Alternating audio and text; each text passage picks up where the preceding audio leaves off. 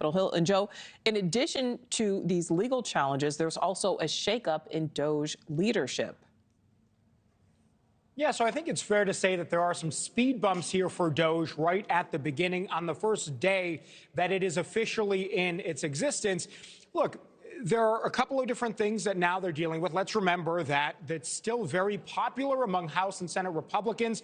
The idea of it or its mission is still popular among some Democrats, too. Maybe in practice, not so much, but they are hitting some speed bumps. And let's start off with the leadership shakeup. We now know that one of its two original champions, Vivek Ramaswamy, is stepping back. His decision is to run for governor of Ohio, but that race isn't for another 2 years. And there is some reporting that the reason he's stepping back is he had some disagreements with some of the congressional leaders that are working on DOGE as well.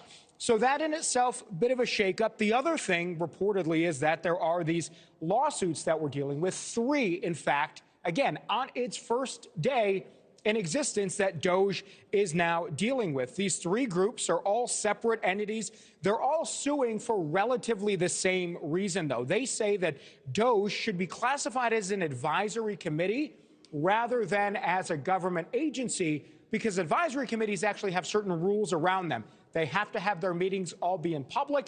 They have to take notes and publish those notes, along with some other things. This is a statement we got from one group, Democracy Forward, that's behind one of the lawsuits. They say here, in part, the plaintiffs represent a wide range of people and communities that count on the federal government for services and programs. The suit challenges DOGE's operating without complying with federal transparency laws.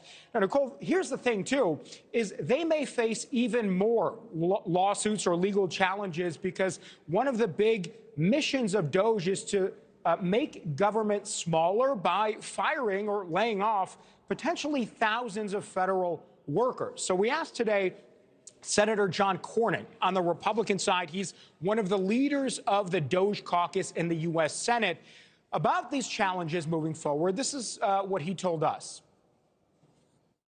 I expect the entrenched bureaucracy and the vested interest to fight like the Dickens, but I wouldn't count Elon Musk out or Donald Trump. So when we talk about federal workers being, potentially let go or, getting their notices, I'm just wondering, big problems? Well, they need to come to work like everybody else.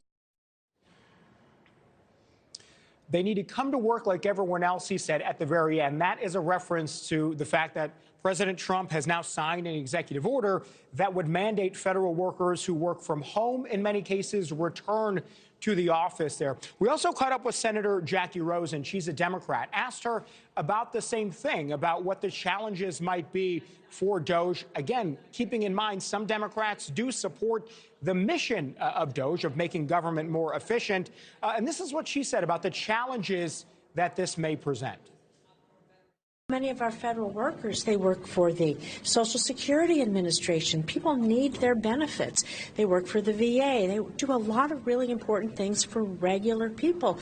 And for our office, we do constituent services. The top calls we get are people getting their Social Security or their veterans benefits. No comment yet from the White House on DOGE facing now these 3 legal challenges, Nicole. All right, Joe, Khalil, follow me at all for us there in Washington. Thank you. Well, up next, President Trump announcing he will designate cartels as terrorist organizations, and NewsNation takes you to the front lines. And just hours into his term, President Trump with some less than flattering words for Russia's president. And Vladimir Putin reported